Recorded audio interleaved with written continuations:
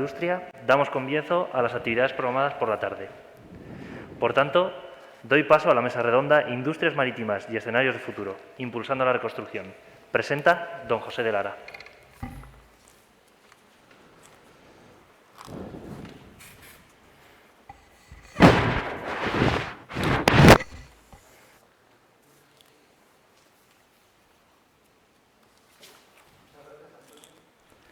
Bueno, después de las interesantes mesas que hemos tenido esta mañana sobre transformación ecológica y transformación digital, vamos a aterrizar un poco más en otros sectores, como es el sector de la pesca. Para ello nos acompaña Javier Garat, presidente de Europech y secretario general de Cepesca. También vamos a abordar la problemática de la reconstrucción y transformación en el mundo de la eólica, y para ello tenemos a Juan Virgilio Márquez, es director general de la Asociación Eólica Española. En la construcción naval contamos también con el almirante Manuel Martínez Ruiz, director de construcciones navales de la Armada, que en este año, además, que celebramos el 250 aniversario, es un gran honor tenerte con nosotros. Y, por supuesto, los puertos. Hemos visto, ¿no?, recientemente muchas actividades, por ejemplo, en el primer simposio de sostenibilidad y movilidad que hizo el periódico El Español sobre la iniciativa Puertos 4.0 en general, ¿no?, esa transformación en puertos, y para ello pues tenemos al director técnico, Álvaro Rodríguez da Pena. Gracias, Álvaro. Pues, muchas gracias a todos. Y bueno, y moderando esta mesa, pues tenemos a Rodrigo Pérez. Rodrigo Pérez es profesor de la UPM, además, ¿no?, de responsable de defensa en el área marítimo en SENER, y miembro de la Comisión de Asuntos Técnicos Profesionales del Colegio, y va a ser el que va a moderar. Muchísimas gracias. Muchas gracias, José. Bueno, lo primero, para todos aquellos que están atendiendo a esta sesión, a esta mesa redonda de modo online, tienen en el banner un teléfono donde pueden comunicar sus preguntas al colegio a través del WhatsApp. Sin más dilación, vamos a comenzar con esta mesa redonda. Y bueno, la primera pregunta, ya que estamos con el almirante, con don Manuel Martínez Ruiz, ¿cómo se ve desde la Armada y en general desde el ámbito de defensa el escenario futuro, una vez considerado el amplio rango de amenazas que se presentan, y con qué herramientas contamos, algunas de las cuales se impulsarán a través del Plan España Puede? Muchas gracias. Ante todo, quiero agradecer al Colegio y a la Asociación de Ingenieros Navales en este congreso la invitación que ha cruzado a la Armada y a mí en particular. Yo, como director de Ingeniería y Construcciones de la Armada, es una satisfacción y un honor estar aquí con todos ustedes. Y yendo ya a la pregunta que me ha hecho, bueno, la verdad que hay que decir que estamos en unos tiempos donde es difícil predecir el escenario futuro.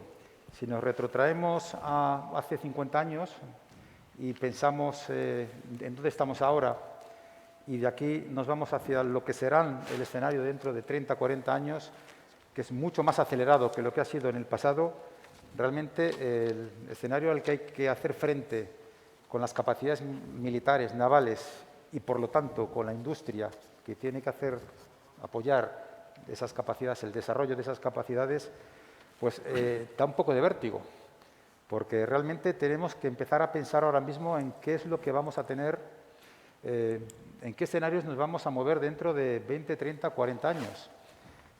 Estamos hablando de inversiones extremadamente caras, todas las inversiones de defensa, y son inversiones que se tienen que pensar muy bien y tienen que tener una visión proactiva. Cuando hablamos de amenazas, las amenazas que pueden existir pues, actualmente y en el futuro, pues estamos hablando sobre todo de un escenario de amenazas híbridas. ¿Qué son las amenazas híbridas? Pues son aquellas que no son estrictamente amenazas militares, sino que son amenazas que realmente es un compendio de situaciones políticas, económicas, desinformación, aspectos humanitarios y, digamos, escenarios complejos asimétricos, que se suelen llamar en el argot militar, donde las Fuerzas Armadas tienen que hacer frente con las capacidades tecnológicas e industriales, pues hacer frente a esos retos que al final redundan en la seguridad, tanto en la seguridad nacional como en la seguridad de las infraestructuras críticas. Entonces, ¿de qué amenazas estamos hablando? ¿Qué es la guerra híbrida? ¿Qué son los escenarios de amenazas híbridas? Pues son amenazas y desafíos que, por ejemplo, están en la Estrategia de Defensa Nacional de 2017 y estamos hablando de conflictos armados de baja intensidad. Hoy podemos entender que es difícil que haya un conflicto armado de alta intensidad, como los ha habido en el siglo XX, pero conflictos armados de baja intensidad sí que es cierto que está habiéndolos y son bastante frecuentes. Terrorismo, que a la vez está mezclado con los conflictos armados, de una forma un poco, digamos, escondida. Estamos hablando, pues, por ejemplo, que a veces es difícil identificar cuando unas fuerzas son regulares y unas fuerzas no son regulares, sino que son fuerzas civiles que de alguna forma están apoyando ese tipo de conflictos. Proliferación. Yo hace unos años también en un simposio hablé de la proliferación balística en zonas, pues, como bueno, zonas muy calientes de Próximo Oriente y de África. Realmente la proliferación sigue allí. Hay que tener herramientas y medios para poder hacer frente a ese tipo de amenazas. Vulnerabilidades energéticas también es fundamental. Además, digamos que la energía, y aquí hay algunos ejemplos de personas que lo conocen muy bien, pues están sujetas a ataques ciber prácticamente día sí y día también. Esas son amenazas también a las que hay que hacer frente, no solo desde digamos, las Fuerzas Armadas, sino desde un sistema de defensa integrado donde las Fuerzas Armadas actúen con el resto de, digamos, de los agentes sociales, de los agentes y de las instituciones que conjuntamente tienen que hacer frente a esas amenazas. Estamos hablando del cambio climático y nunca más oportuno también que en este Congreso se hable del cambio climático, porque hace 2 días el secretario general de Naciones Unidas instó a los líderes mundiales a declarar emergencia climática mundial. O sea, estamos ahora mismo en mitad de una pandemia y a la vez se considera que se debe declarar una emergencia climática. Yo creo que es un escenario que lógicamente no podíamos prever hace 20 años y sin embargo estamos en ese escenario. Y todo eso unido con la vulnerabilidad del espacio aéreo, ahora con los sistemas drones que pueden tener, digamos, amenazas que no estén caracterizadas, pero que están ahí. Infraestructuras críticas, como he dicho, vulnerabilidad ciber, espacios marítimos. Es decir, estamos en un escenario donde tanto el mapa de riesgos, que, como ustedes saben, pues habla de la probabilidad de que un riesgo se materializa y del impacto, estamos en un escenario, digamos, donde concurren una serie de circunstancias que hacen que sea muy importante saber hacia dónde tiene que ir no solo lo que es las Fuerzas Armadas, sino hacia dónde tiene que ir la industria. De ahí que todas las iniciativas que pueda haber a nivel, bueno, de los planes gubernamentales o planes de la Unión Europea.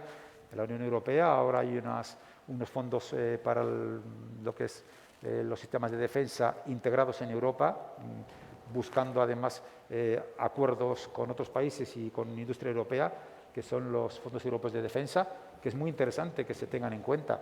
Eso unido también a los fondos que va a haber en Europa para la industria, para la reconstrucción, sobre todo en el ámbito de digitalización y en el ámbito de la sostenibilidad.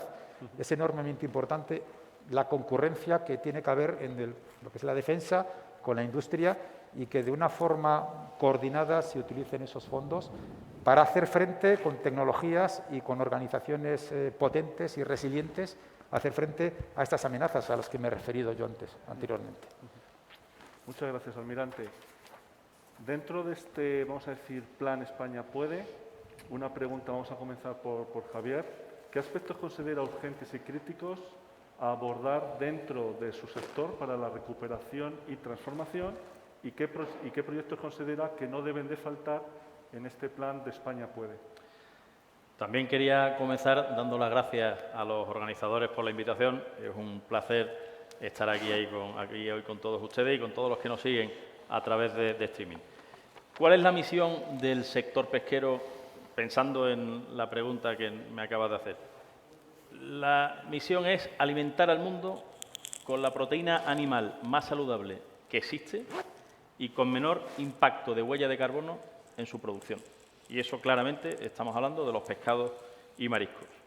Eso lo tenemos que hacer consiguiendo un equilibrio entre la protección de la biodiversidad y el uso sostenible de los recursos naturales. Y para ello tenemos que apostar por la sostenibilidad en sus tres dimensiones, la medioambiental, la social y la económica. Desde el punto de vista medioambiental, tanto España como la Unión Europea han progresado muchísimo en los últimos años. Un ejemplo, en el Atlántico nordeste, prácticamente casi el 100% de las poblaciones de peces se encuentran en lo que se llama el rendimiento máximo sostenible, que es el objetivo que persigue la política pesquera común. En el caso de Mediterráneo, que no lo hemos conseguido todavía, existe un plan de gestión de los tres países principales, España, Francia e Italia, para conseguirlo, y ya se han aplicado medidas como la reducción de 20% de días de pesca o de cierre de determinadas zonas para cuidar los alevines y los reproductores.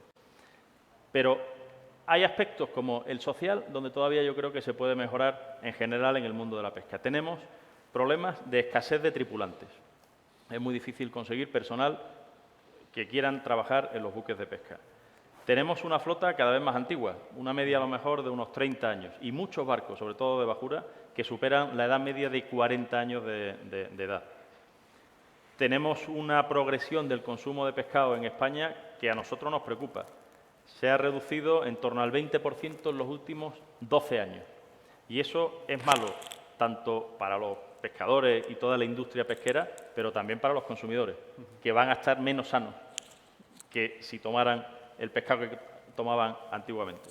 Tenemos un cuarto problema importante, como es la competencia desleal de importaciones de determinados terceros países, sobre todo asiáticos y en particular China, que hace que sea muy difícil competir con ellos en igualdad de condiciones, porque no hay igualdad de condiciones.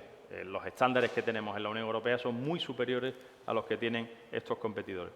Y luego, por último, tenemos una normativa que es muy compleja. Tenemos cerca de 1000 normas diferentes que se aplican al sector pesquero y muchas veces los propios pescadores ya no saben cómo aplicar esas normas. Y algunas de ellas son imposibles de aplicar, imposibles de cumplir, y dan lugar a sanciones y a situaciones desagradables. Teniendo en cuenta todo eso, nosotros estamos trabajando con Deloitte, con la consultora Deloitte, y esperamos, por cierto, terminarlo el día 21 y presentárselo al ministro Planas. Estamos trabajando en un plan, en el propio plan de recuperación, transformación y resiliencia del sector pesquero español, de Cepesca, que se centra en 3 ejes, y luego los desarrollaré más para ir terminando en esta fase. El primero es de transformación tecnológica del sector. El segundo, la sostenibilidad de las actividades pesqueras y su vinculación con la descarbonización. Y el tercero, la cohesión social y continuidad del sector pesquero. Luego podré avanzar un poquito más en ello. Perfecto, muchas gracias, Javier. Bueno, Juan, como director general de la Asociación Empresarial Eólica, ¿qué aspectos considera urgentes y críticos en su sector? Pues muchas gracias ante todo a la organización por invitarnos al evento.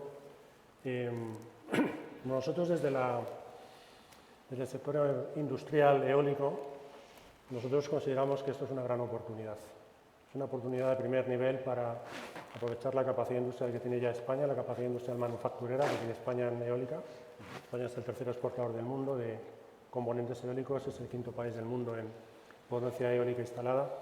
Y tenemos una oportunidad para seguir manteniendo esta capacidad con esta cadena de suministro que tenemos en España. El 100% de un aerogenerador se puede fabricar en España. Y no solo se puede fabricar el 100%, sino que encima somos, como les comentaba antes, exportadores de primer ranking a nivel mundial. Entonces, ¿qué es lo que entendemos que hay que gestionar? Pues hay que gestionar esto como una oportunidad y para ello hay que tener en consideración todas estas externalidades positivas que tiene la eólica y establecer de alguna forma las políticas industriales, energéticas, de innovación y climáticas lo suficientemente bien sincronizadas como para aprovechar todo el potencial que tiene la tecnología. Nosotros en el sector llevamos ya tiempo trabajando en proponer soluciones macro, con una visión macroeconómico, teniendo en consideración no solo que generamos soluciones de generación de electricidad que no emiten y que son baratas, sino que tenemos una cadena de producción propia, sino que tenemos un tejido innovador de base tecnológica a primer nivel mundial. Hay que tener en consideración, por ejemplo, que de los 27 prototipos actualmente identificados de eólica marina flotante, 7 prototipos están en España y se corresponden con empresas españolas, ¿no? Por tanto, es un activo, es un patrimonio tecnológico que tenemos que mantener. Y tenemos que mantener y no solo mantener, sino potenciar, ¿no? Adicionalmente, hay una serie de aspectos que consideramos tremendamente importantes, porque la eólica se mueve en un mercado regulado, se mueve en un mercado en el que tenemos que tener una regulación, una normativa adecuada que traccione esas inversiones que podemos ver en España y que dé esa visibilidad, esa estabilidad a futuro, ¿no? Y la eólica marina es una de las oportunidades que tenemos y hemos identificado como una de las más, tienen un protagonismo a futuro sin ninguna duda. Hay que tener en consideración que de los 26 gigavatios actualmente instalados en el mundo, hay 6 que están instalados en Europa y España es uno de los países que a nivel industrial y innovación es uno de los que están tirando el carro, ¿no? La realidad de la tecnología eólica marina en España a nivel de generación de parques todavía no es una realidad comercial, pero nuestras empresas se van fabricando componentes en los astilleros de Navantia o en otro tipo de empresas que se están exportando a los mercados principales en Europa y en todo el mundo desde hace años. Y nuestras empresas de base tecnológica llevan desarrollando prototipos y luchando por tener esta financiación para poner ese prototipo en escala precomercial desde hace años, ¿no? Por tanto, ayudarnos los unos a los otros para que toda la realidad eólica, tanto de generación como industrial, como tecnológica, como por supuesto climática, sea una realidad futuro y aprovechar el plan de reconstrucción. Muchas gracias, Juan. Y bueno, para concluir esta primera pregunta, Álvaro, como director técnico de Puertos del Estado, ¿qué aspectos considera urgentes y críticos dentro de su sector? Bueno, pues muchas gracias. Es un placer estar aquí. Y bueno, nosotros, el tráfico portuario, como bien saben, está directamente vinculado con el comercio exterior. Movemos por los puertos un 80% de las importaciones y aproximadamente un 60% de las exportaciones, con lo cual los puertos son un nodo esencial para la economía productiva española. Durante la pandemia, es decir, en lo que va de año 2020, la caída de tráficos que hemos registrado aproximadamente es de un 10% en mercancías y un 2/3, 60 y tantos %, en el tráfico de pasajeros, que evidentemente por las restricciones impuestas como consecuencia de los estados de alarma y de las medidas adoptadas por las autoridades, pues se ha visto muy mermado. Entonces, ¿qué estamos planteando desde los puertos en esta época de plantear relanzamiento de actividad económica? Pues por un lado lo que tenemos es una regulación express que hemos ido sacando con los reales decretos relacionados con la pandemia a lo largo del 2020, que ha permitido bajar las tasas portuarias de manera que la comunidad portuaria y los clientes de los puertos, empezando por los navieros, pues no tengan la carga o la presión impositiva que tenían hasta la pandemia, y de manera que todo el conjunto del sector portuario pueda salir adelante, porque ha sido un esfuerzo enorme mantener todos los servicios esenciales asociados a las cadenas de aprovisionamiento y de distribución de mercancías en este país, ¿no? Y cuestión que hay que agradecer a cada uno de los componentes de esa comunidad marítimo-portuaria. Y eso serían las medidas paliativas. Como reducciones de tasas, pues tenemos una reducción bastante importante en la tasa de ocupación para los concesionarios de los puertos, también en la de actividad, y luego hay una reducción también en la tasa del buque que puede llegar hasta el 50% cuando las líneas son de carga o de pasajeros de corta distancia rodadas, que son las que más han sufrido en el entorno de mantener, por ejemplo, aprovisionamiento a islas y a las ciudades autónomas de Ceuta y Melilla. Entonces, eso sería un paquete de medidas paliativas, pero obviamente lo que estamos ahora diseñando es, dentro de esta política, digamos, keynesiana de relanzamiento de actividad económica sobre la base de impulso de la demanda final, y en línea con el Fondo de Reconstrucción de la Unión Europea, pues un paquete inversor muy importante. Los puertos tienen un efecto multiplicador sobre el resto de la economía en lo que es inversión, y lo que tenemos dentro de presupuestos generales del Estado ahora mismo en los planes de inversiones de las autoridades portuarias es aproximadamente entre el 2000 y 2024 4.500 millones de euros de inversión pública a cargo de las autoridades portuarias, mayoritariamente soportada con los recursos generados por las propias autoridades portuarias. Nosotros no tiramos de la Fiscalidad General del país, sino de la recaudación que tenemos contra las tasas portuarias, y además, a la vista de los planes de empresa que hemos realizado con cada una de las autoridades portuarias, hay una inversión con un orden similar del lado privado, es decir, que vamos acompañados casi 50-50% en inversión productiva, digamos, a medio plazo.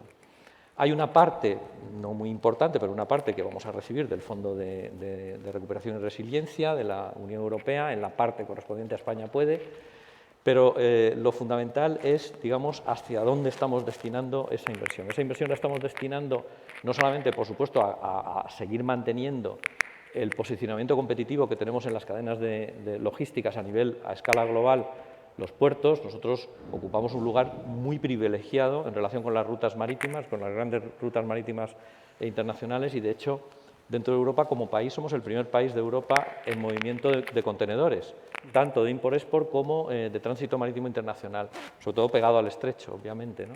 Y entonces ahí lo que estamos haciendo es inyectar inversión para que, acompañando con la iniciativa privada, podamos seguir siendo capaces de atender no solamente un crecimiento esperado de tráficos, que lo esperamos ya a partir del 21, sino del gigantismo de determinados buques o tipología de buques asociados al segmento, por ejemplo, de portacontenedores, y eso es un desarrollo del lado de terminal, pero luego estamos mirando a tierra.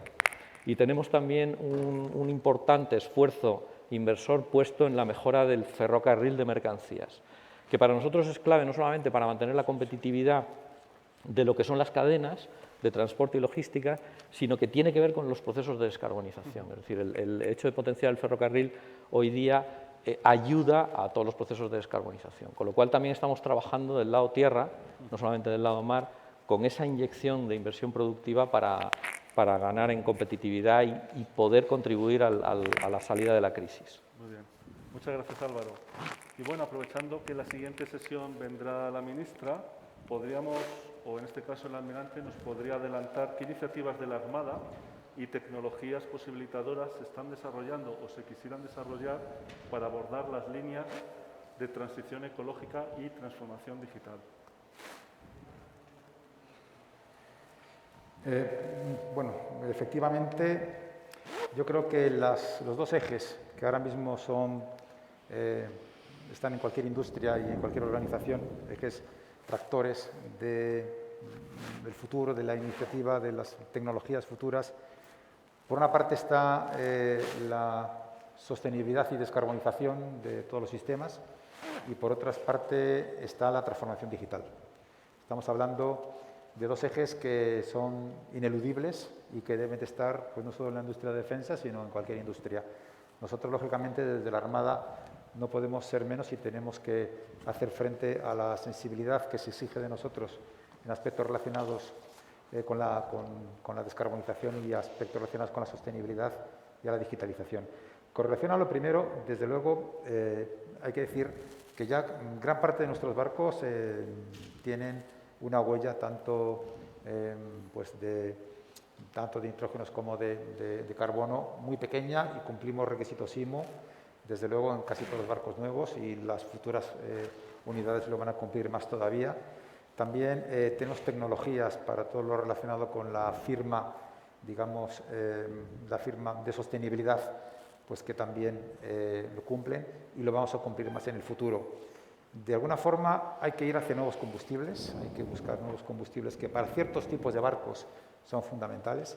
Hay otros barcos como puedan ser pues barcos que necesitan pues, unas características técnicas pues, que va a ser difícil, ¿no? Pero sí que es cierto que hay mucha mayor eficiencia energética para ese tipo de barcos, buscando diseños que maximicen esa eficiencia energética.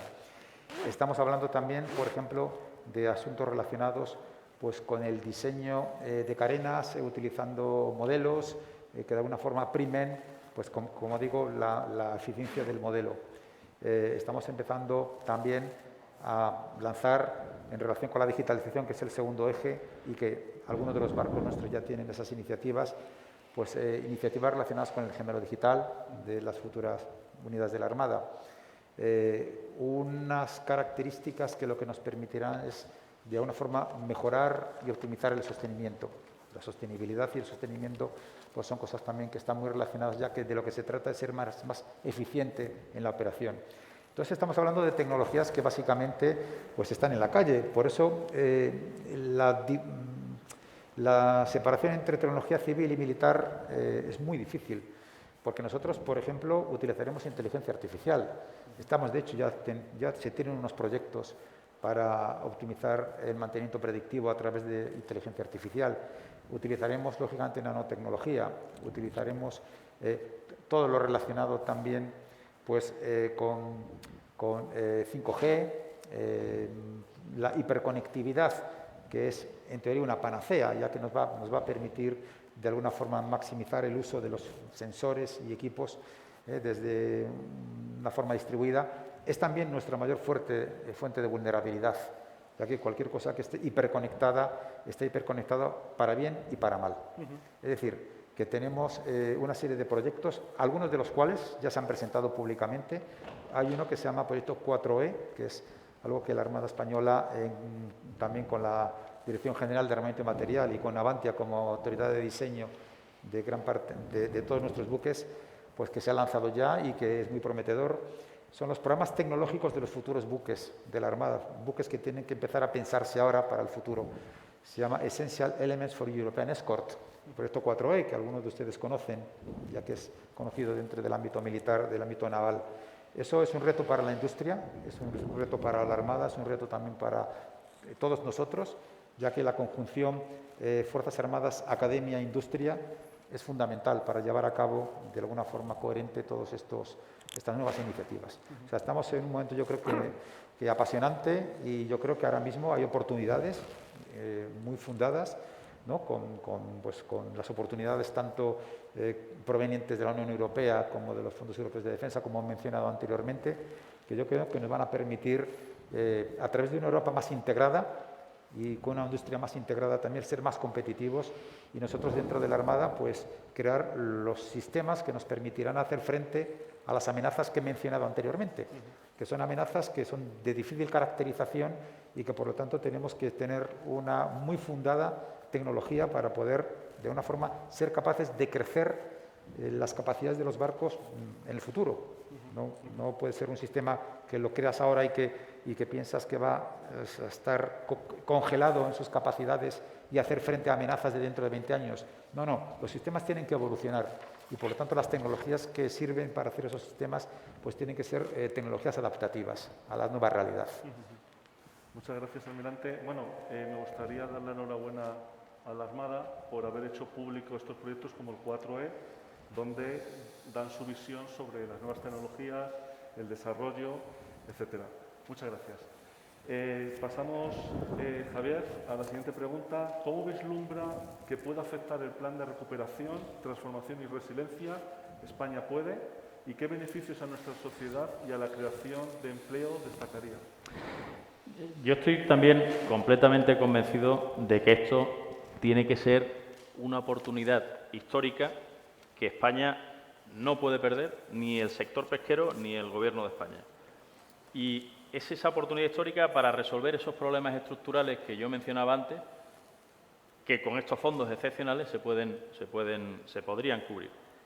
En primer lugar, para resolver el problema de la escasez de tripulantes que tenemos. Necesitamos relevo generacional, tener un sector suficientemente atractivo para que los jóvenes que están en las escuelas náutico-pesqueras se decidan por venir a trabajar en el sector pesquero, porque las condiciones sean buenas, porque los buques sean buques modernos, que ofrezcan los espacios más cómodos posibles y las telecomunicaciones más accesibles para que, sobre todo los que pescan fuera de las aguas españolas y que se tiran varios días, semanas o incluso meses trabajando fuera, puedan tener la conciliación que tiene todo el mundo cuando está en tierra, a través de esos sistemas de telecomunicaciones que ya existen y que lo que tenemos que hacer es ponerlos a bordo de nuestros barcos. Necesitamos renovar la flota.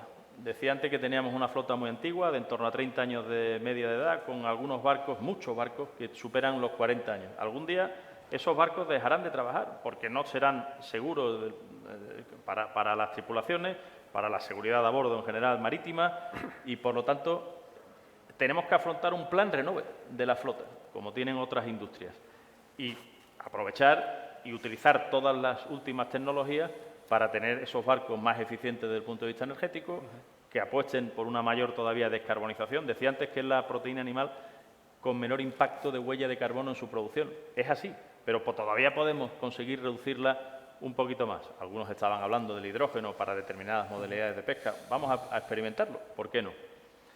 Y en la modernización en general de los buques de pesca.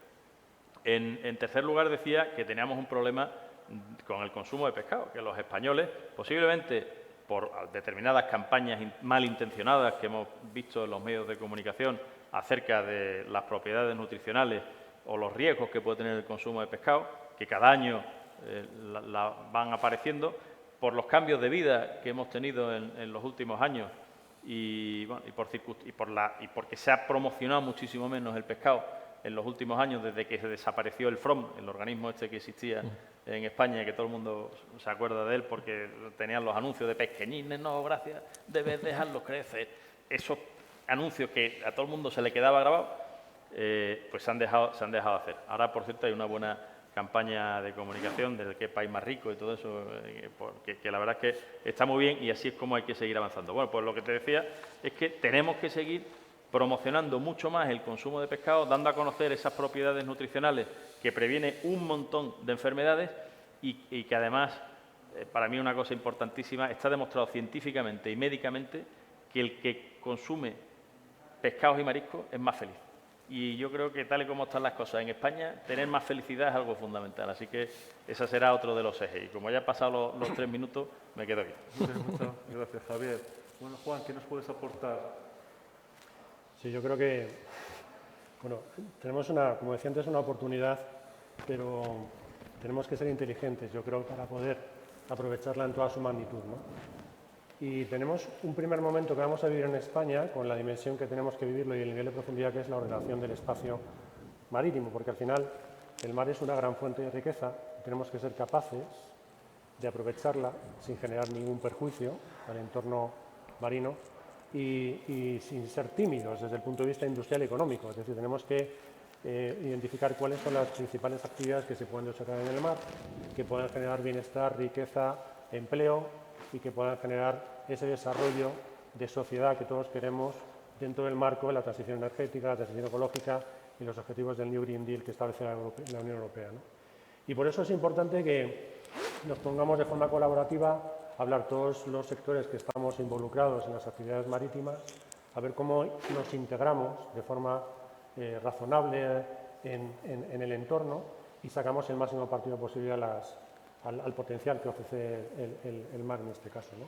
Para nosotros eso es algo tremendamente importante porque no nos vamos, desde hace ya tiempo que nos enfrentamos por primera vez a una ordenación de espacio marítimo con actividades eólicas en el mar, pero en este caso con la tecnología flotante que está en desarrollo y que está en curva de aprendizaje y está todavía en curva de competitividad, en los próximos años podemos conseguir que efectivamente sea una realidad en nuestros mares, que nuestra industria se beneficie de generar, fabricar, crear tecnología y exportar ese tipo de soluciones, ¿no?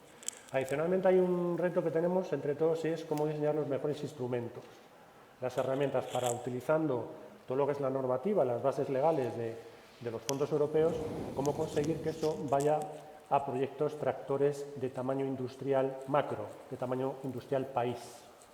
Y eso es tremendamente importante, porque hay proyectos que tienen una capacidad de tracción de otros sectores, el caso de eólica es un ejemplo claro, pero necesitan una serie de instrumentos que permitan asignar una cantidad de fondos importante a una cantidad de actores importante, pero de tamaño, con capacidad de resiliencia.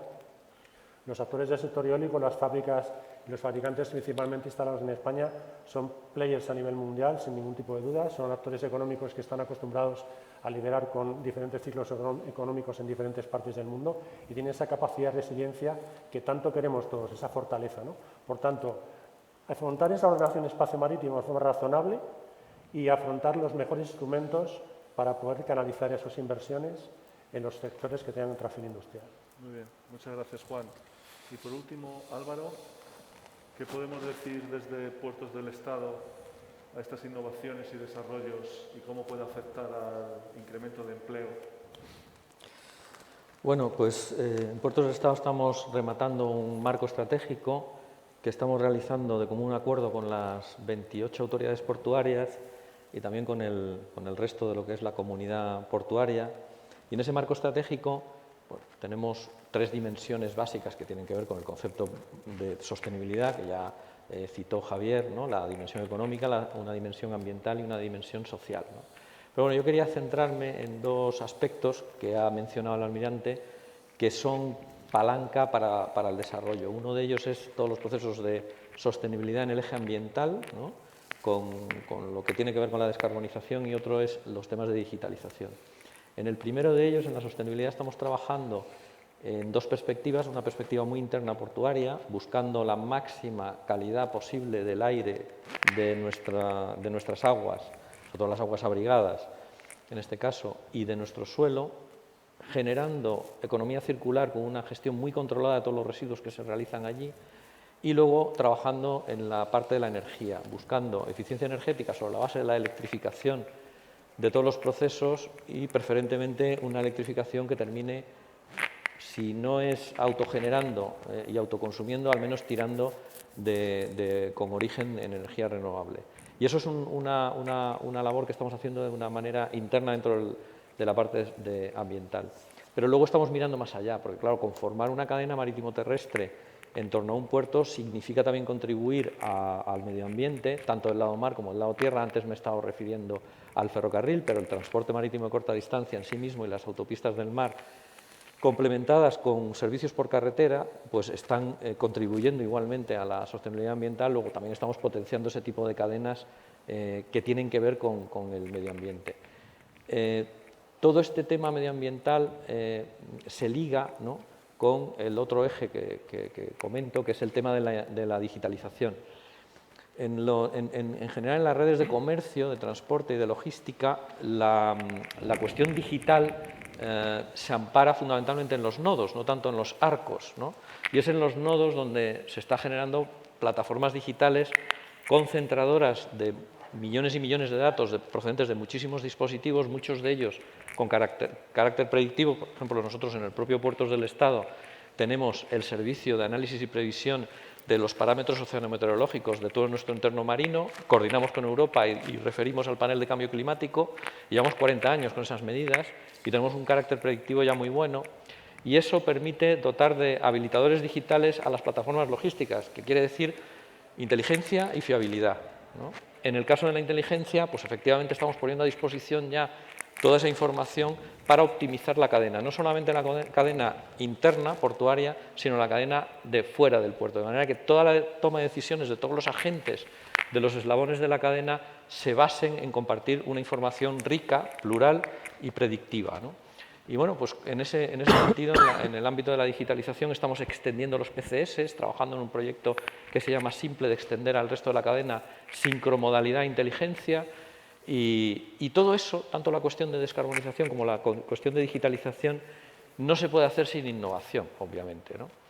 Y para impulsar desde el sector público, ¿no?, desde las autoridades portuarias, puertos del Estado, Ministerio, la cuestión de la innovación, lo que hemos hecho es armar por consenso, por unanimidad, con todos los presidentes de todas las autoridades portuarias, que he de recordar que cada presidente de cada autoridad portuaria es designada por la comunidad autónoma, no por el organismo, digamos, o por la Administración central. Entonces, a través de una concertación interterritorial muy importante que tenemos en el sistema portuario, hemos puesto en común unas cantidades bastante importantes para este plan que se anunció de Puertos 4.0, que en su primera llamada, que fue una orden ministerial lanzada por el ministro en verano, pues la verdad es que no sé, pero igual a lo mejor el riesgo es que morimos de éxito, porque hemos recibido 500 propuestas entre ideas, proyectos precomerciales y proyectos ya, digamos, comercializables en una primera etapa, y lo que tenemos ahora es que gestionar, a ver cómo es esa selección y cómo dar continuidad a eso. Pero vamos, ha demostrado que es una palanca muy importante para seguir reactivando la economía. Importantísimo, Álvaro. Muchas gracias. Y bueno, me gustaría ahora dirigirme al almirante y vincularlo a la última mesa redonda que vamos a tener hoy sobre el 250 aniversario de la creación del Cuerpo de Ingenieros de Marina, y cómo la Armada siempre tradicionalmente ha sido un impulsor de la industria. Si no hubiera sido por la Armada, no se hubieran creado los cuerpos de ingenieros y, por tanto, hubiera costado mucho más ese desarrollo industrial. ¿Cómo ve la Armada que debería ser la transformación de la industria marítima en el 2030? Bueno, esto efectivamente yo creo que dentro de la mesa redonda que sigue a la inauguración del Congreso se va a hablar históricamente de cuál fue el papel de la Armada para efectivamente llegar a esa situación. Pero aquí lo que hay que decir es que nosotros desde la Armada en los últimos 50 años hemos pasado de un modelo donde los barcos se construían en España, pero con diseños extranjeros, con diseños importados, a un modelo en el cual pues, la industria nacional es autoridad de diseño, y no solo de diseño de tecnologías no críticas, sino que en cada nuevo programa naval la industria nacional está siendo autoridad de diseño de tecnologías críticas. Eso que parece que es un salto lógico, es un salto lógico cuando se toma con mucha determinación. Y nosotros, desde luego, en la Armada y el Ministerio de Defensa, desde luego, también, lógicamente, pues lo sigue. Lo que estamos haciendo es que en cada momento que tengamos un nuevo programa naval, vamos a asumir tecnologías que en el anterior igual pues no las estábamos asumiendo todavía. ¿Por qué? Porque en cada punto estamos preparando a la industria para que haga frente a esos retos relacionados pues con, digamos, la dificultad de ser autónomo en tecnologías que nosotros consideramos estratégicas. Por ejemplo, en el programa F-110 estamos en tecnologías de radares multifunción de última generación que en el programa F-100 pues no lo teníamos. Estamos en el programa de submarinos que prácticamente se está utilizando tecnología aeroespacial, ya que un submarino es lo más parecido a una nave espacial, por el entorno en el que tiene que operar. Entonces, cuando yo hablaba del proyecto 4E, ¿no? Estamos poniendo las bases de los programas tecnológicos que serán el futuro de la Armada de dentro de 10 años, por ejemplo, donde la digitalización y la sostenibilidad son dos factores fundamentales. Cualquier programa tecnológico tiene que tener como ejes vertebradores el tener de alguna forma una huella de sostenibilidad pues, muy importante y el tener, lógicamente, porque no puede ser de otra forma, pues, el mayor impacto en la digitalización. Hay que decir que la industria, ¿qué tiene que hacer? Pues antes hemos hablado de puertos 4.0, Navantia habla de astillero 4.0, la industria habla de industria 4.0, nosotros estamos en la Armada 4.0, estamos yendo hacia la Armada 4.0, intentando digitalizar las organizaciones para ser más eficientes, para ser más interoperables con la industria. Y cuando hablo de la industria no hablo de los champions, hablo de las pymes, hablo de aquella industria posibilitadora que hace que las grandes Tier 1, empresas que son las fuertes empresas europeas, puedan tener esa savia que necesitan para que los sistemas lleguen y puedan conectarse, digitalizarse y actuar de forma totalmente interoperable. Ese es el gran reto de la industria. Ese es el gran reto. No solo hacer frente a tecnologías críticas, sino ser capaces, a nivel nacional, industria marítima, de competir en un escenario donde Europa va a ser como una nación totalmente integrada y donde la industria nacional se tiene que poner de alguna forma a competir con la industria alemana, industria francesa, industria italiana y todos a competir contra la industria china, que nos llevan muchísimo en investigación e inteligencia artificial, pero que nosotros yo creo que tenemos la fortaleza de factor humano sobre todo y esa conexión entre la academia, la industria y sobre todo nosotros en España creo que tenemos además un factor adicional que es imaginación. Yo creo que salimos de situaciones difíciles porque además tenemos un factor de imaginación y de emprendimiento que puede que otros no tengan. Así por lo menos lo veo yo desde mi punto de vista. Igual soy optimista o demasiado optimista, pero yo creo que hay que serlo también, porque realmente yo creo que tenemos herramientas ahora y tenemos desde luego uno de los factores de España puede es la educación. Fundamental el que los jóvenes que se educan en esta universidad, en esta escuela, pues que salgan de forma competitiva y que puedan hacer frente a los retos de la industria 4.0. Totalmente de acuerdo, Almirante. Y bueno, ya me gustaría tanto saber, Juan como Álvaro, como se nos viene el tiempo encima, debe ser el aviso, ¿no?, de que nos quedan 10 minutos. Me gustaría, Javier, empezando por ti, ¿cómo visualizas la España azul, las industrias marítimas en el 2030 gracias a la transformación digital? A mí me encantaría que en el año 2030 todos los españoles estuvieran orgullosos de su sector pesquero, me voy a limitar al sector pesquero, orgullosos de su sector pesquero porque lo aprecian, porque se dan cuenta del papel tan importante que tienen en la sociedad para alimentar al mundo, son conscientes de que están realizando una pesca responsable y sostenible en las tres dimensiones que yo mencionaba, la medioambiental, la social y la económica, y que disfruten muchísimo de los productos pesqueros que nosotros traemos. Este año 2020 se tenían que haber revisado los objetivos del desarrollo sostenible. La COVID ha provocado que no se hayan celebrado muchas reuniones y que se hayan dejado para el año que viene, si las cosas mejoran. Ahí lo que nos gustaría es que los objetivos que salieran de allí, los objetivos revisados de cara al 2030, fueran unos objetivos ambiciosos, pero al mismo tiempo que fueran realistas y que se pudieran aplicar, que fueran alcanzables. No tiene sentido poner objetivos que luego sabemos que nunca se van a cumplir y que, por lo tanto, suponen una decepción al cabo de los años. Y siguiendo unas recomendaciones de la FAO, la Organización de las Naciones Unidas para la Alimentación, la mejor forma para conservar la biodiversidad, para proteger la biodiversidad, no es prohibiendo, como algunos pretenden, sino poniendo en marcha, desde el punto de vista pesquero, las medidas de gestión adecuadas para conseguir que las poblaciones de peces se puedan gestionar bien. En el mundo, ahora mismo, en torno al 70% de las poblaciones mundiales están bien gestionadas, pero hay un 30% que está mal gestionada, que están sobreexplotadas. Lo que tenemos que intentar conseguir es, de aquí al 2030, llegar, si es posible, al 100%.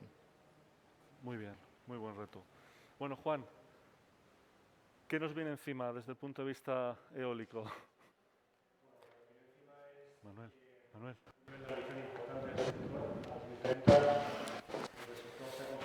Para 2030 es entre 2 y 3 gigavatios de parques eólicos marinos, principalmente tecnología flotante. Lo que nos viene encima es la consolidación de España como un hub principal de experimentación en eólica marina flotante, aprovechando lo que comentaba antes del desarrollo de patentes que tenemos. España es el tercer desarrollador de patentes eólicas de la Unión Europea, el sexto a nivel mundial. Y en eólica marina flotante, como decía antes, somos pioneros en el desarrollo de prototipos, ¿no? Pues queremos ver consolidado en España este gran hub de desarrollo de tecnología eólica marina flotante. Lo que se nos viene encima es un nuevo mundo de digitalización de aerogeneradores marinos. Los tecnólogos, las empresas de fabricación y de creación de tecnología están evidentemente migrando completamente hacia parques digitalizados. Pues imagínense ustedes lo que es el mantenimiento, la operación y mantenimiento de un parque eólico marino con torres de más de 140 metros, palas de 106 metros, diámetros de pala de 220 metros y generación de electricidad para más de 5.000, 6.000 hogares, ¿no? por aerogenerador. Eso es un reto tecnológico de primera magnitud, ¿no? Y lo que se nos viene encima es, yo lo que vería y me gustaría ver una coexistencia, convivencia, colaboración activa, razonable y racional de todas las actividades marítimas en el mar, para conseguir mantener esta gran biodiversidad que tenemos, esta gran riqueza que tenemos en nuestros mares, a la par que lo aprovechamos para actividades económicas que generen empleo y que nos eleven y nos hagan empujar hacia ese gran reto que tenemos de descarbonización. Muy bien, gracias, Juan. Por último, Álvaro, ¿cómo ve Puertos del Estado esta transformación 2030? Bueno, rápidamente, como mensajes casi finales, ¿no? Uno, sin crecimiento azul apenas hay futuro. Yo creo que esto es un mensaje muy importante a transmitir, porque en relación con la descarbonización o en relación con incluso procesos de digitalización e innovación, pasamos todos por los mares y por cómo podemos aprovecharlos desde un punto de vista sostenible. Y para eso tenemos que ir trabajando conjuntamente en un modelo de gobernanza que haga posible ese crecimiento azul con esos parámetros que hemos indicado. Desde el sector público hay que ir dejando atrás un modelo de administración muy burocratizado, ¿no? Digamos administrativista puro, ¿no? Para ir construyendo un sector público dinamizador, facilitador y, por supuesto, basado en una coemprendeduría con el sector privado. Sin eso es imposible avanzar. Muy bien, muchas gracias, Álvaro. Bueno, parece que una de las preguntas que nos ha llegado a través del WhatsApp es para el almirante, donde nos preguntan por el futuro de los combustibles de las diferentes embarcaciones y submarinos, aparte del hidrógeno. Bueno, esto efectivamente yo creo que es uno de los retos importantes, optimizar la propulsión y por lo tanto buscar nuevos combustibles que sean respetuosos, ¿no?, con las emisiones. Lógicamente, cuando hemos hablado de los submarinos precisamente, el S80 tiene bioetanol para el AIP, el AIP es el sistema de propulsión independiente de la atmósfera. En otros proyectos, lógicamente, tenemos que mejorar las tecnologías actuales de los motores Tier 2, Tier 3, para ser capaces también de minimizar las emisiones. O sea, no solo es cuestión del combustible, es cuestión de la tecnología asociada a los motores, a las turbinas de gas, que cada vez deben de ser mucho más eficientes y minimizar el impacto energético. Por supuesto, combustibles sintéticos. Hay muchísima investigación en distintos combustibles sintéticos. También es cierto que hay que ver la viabilidad que ciertos combustibles tienen para diversos tipos de barcos. Estamos hablando que es distinto pues, un barco logístico que puede utilizar gas natural licuado que una fragata que tiene que tener una o dos turbinas de gas que tiene que tener, pues, lógicamente, pues, otro tipo de combustible. Importante hablar de nuevas generaciones de pilas de combustible y muy importante también hablar de nuevas generaciones de baterías que tienen que también ser mucho más eficientes que las actuales, más duraderas y más respetuosas. Es decir, hay un espectro enorme de tecnologías relacionadas con lo que es pues los combustibles, que lógicamente de forma selectiva pues la Armada tiene que investigar, y uno de los elementos de esos programas tecnológicos que se están lanzando pues lógicamente tienen que ver con eso, con la parte de propulsión, combustibles, nuevos materiales, también muy relacionado con lo anterior. Pues, muchas gracias. Muchas gracias, y ya nos están diciendo que tenemos que ya concluir, así que me gustaría agradecer a los ponentes. Es un placer y un lujo tenerles aquí con nosotros. Y bueno, nada más que recomendarles que continúen con la siguiente sesión, y muchas gracias a todos. Buenas tardes.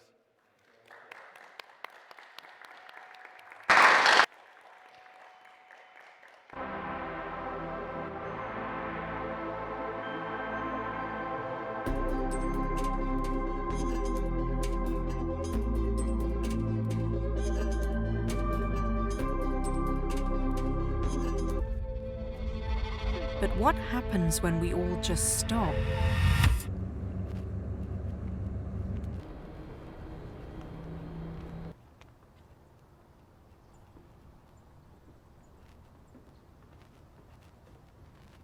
¿Estás en Madrid? Sí, sí, sí, sí.